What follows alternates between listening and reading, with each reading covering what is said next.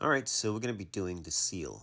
This is the rubber that sits between your door and the body of the freezer. Now you can see the frosting.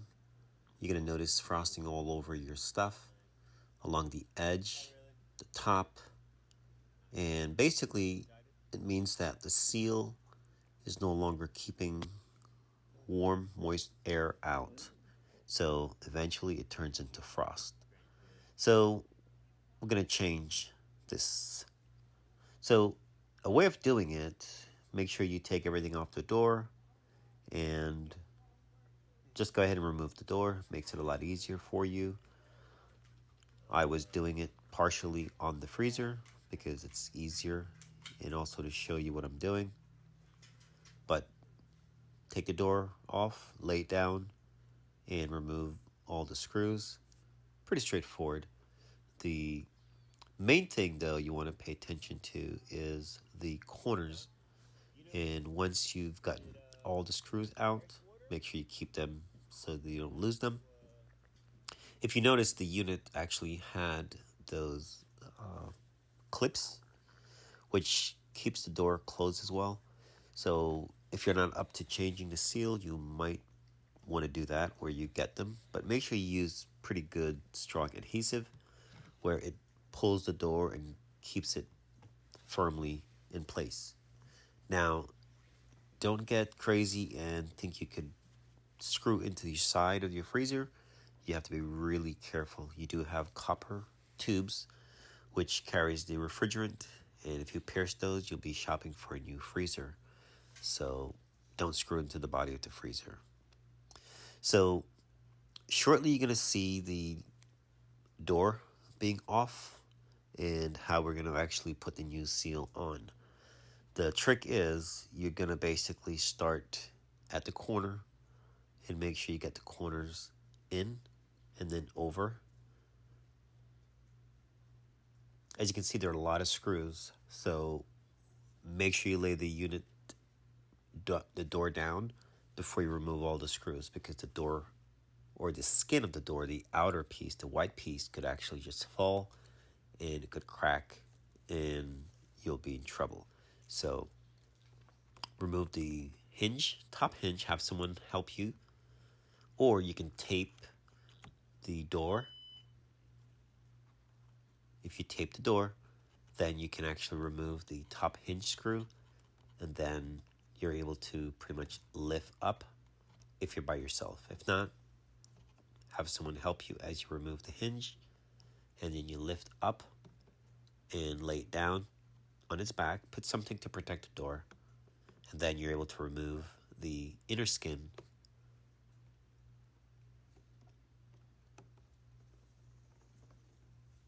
And take your time with this. That plastic on the inner skin is pretty delicate.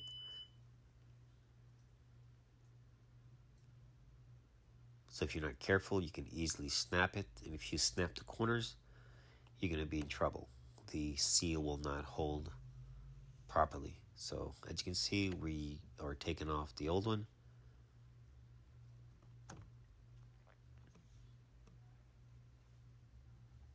And that's the new seal.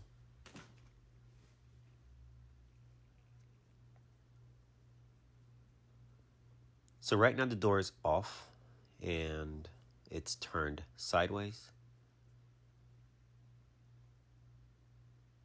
And I like to start with the top and then work my way down. But either way, main thing is to lay it on its back once you've gotten the top portion on.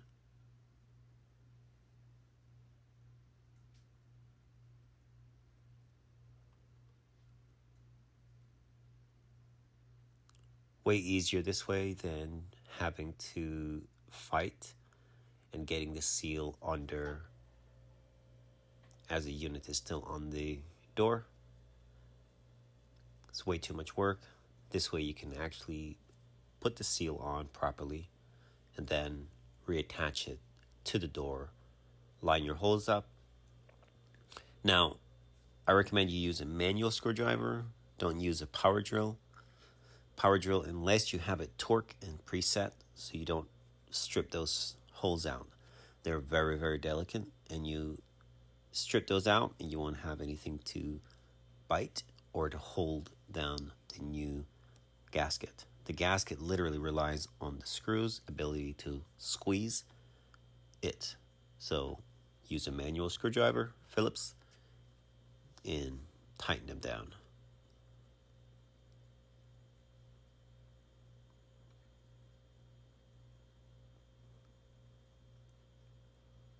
Now, before you put your seal on, go ahead and leave it out, basically on the driveway, on the grass, whatever you want to do.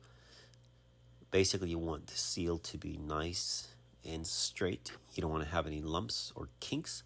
So do that maybe the day before. If not, you're going to have a little bit of a hiccup because it will have kinks. When they ship these things, they're actually in a box. And, sometimes you might be able to use your hair dryer as well and just heat it up.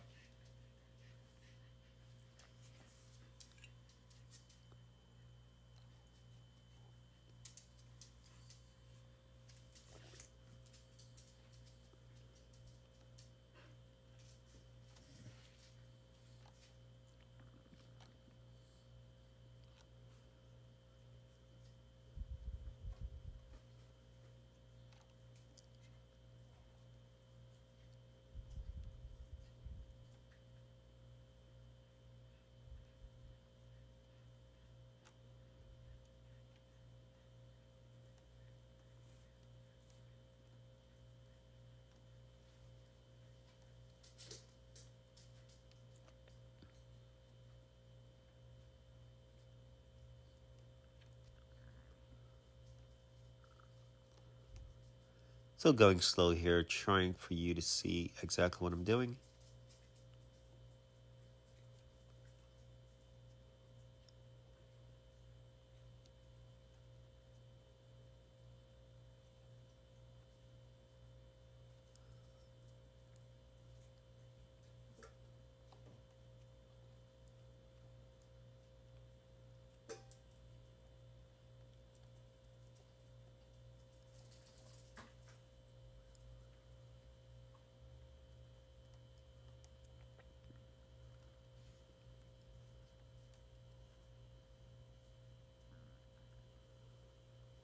And just take your time, go over your work, make sure that the gasket is fully seated.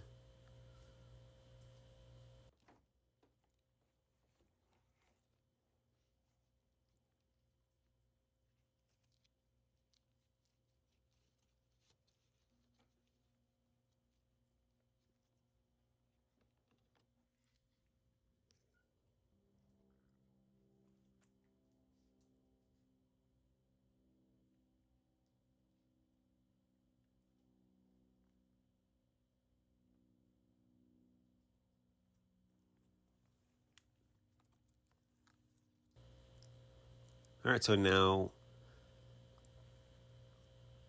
I'm going to be laying this thing down, as you can see, and we need to get the rest of the gasket on. Again, make sure you work on the corners. And again, be mindful, the plastic is pretty brittle. Don't bend it too much. It will crack or snap.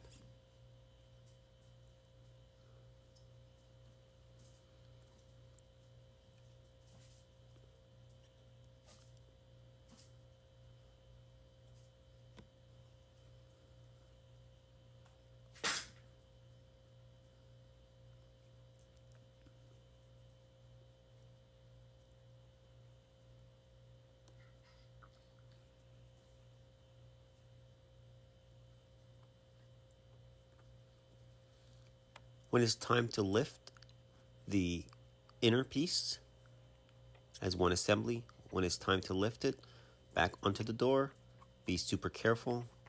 And also be mindful that you pay attention, that you don't accidentally put it on upside down. That is also a possibility. So make sure that you pay attention to the shelving, how the shelving are positioned, or if you need to put an arrow, just a little mark just so it helps you so you don't make that mistake. And be careful when you lift it. It is very fragile. It will crack.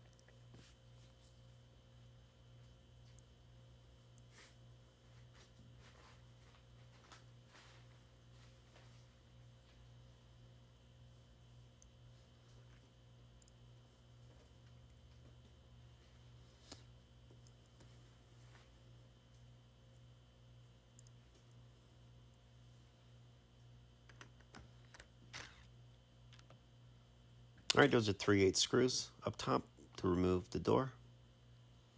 Now we have them laying next to each other.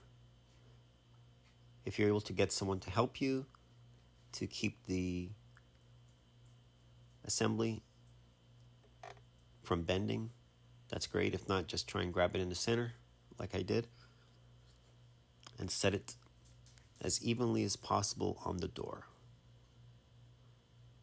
You don't want to move it around too much. You want to basically set it right on top so you can line those holes up, and then you can start to put your screws in. Now, if you notice, I had 2 clamps. Those are just to keep things in place. So those are helpful, and then you'll remove those.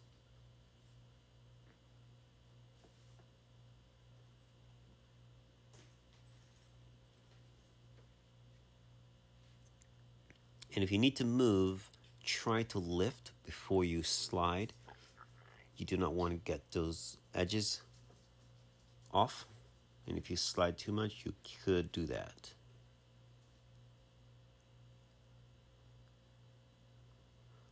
Now, towards the end, you want to make sure that you align your hinge, and also you might need to keep some pressure on the new seal so that the door will reconform back to the original gasket or to the original shape.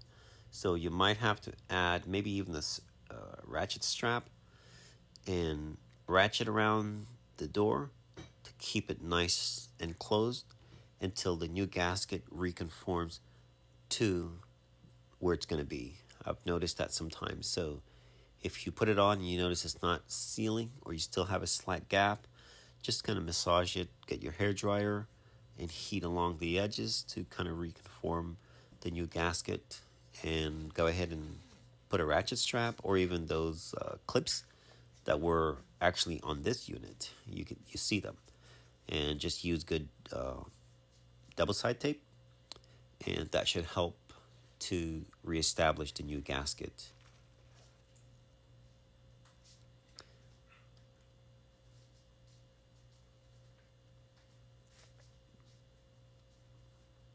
So just putting in the screws, just make sure you line your holes up and you should not have a problem. Everyone should go in. Lots of screws, make sure you get them all. Don't forget the corners. And that pretty much covers that. So enjoy the rest of the video, and thanks for watching.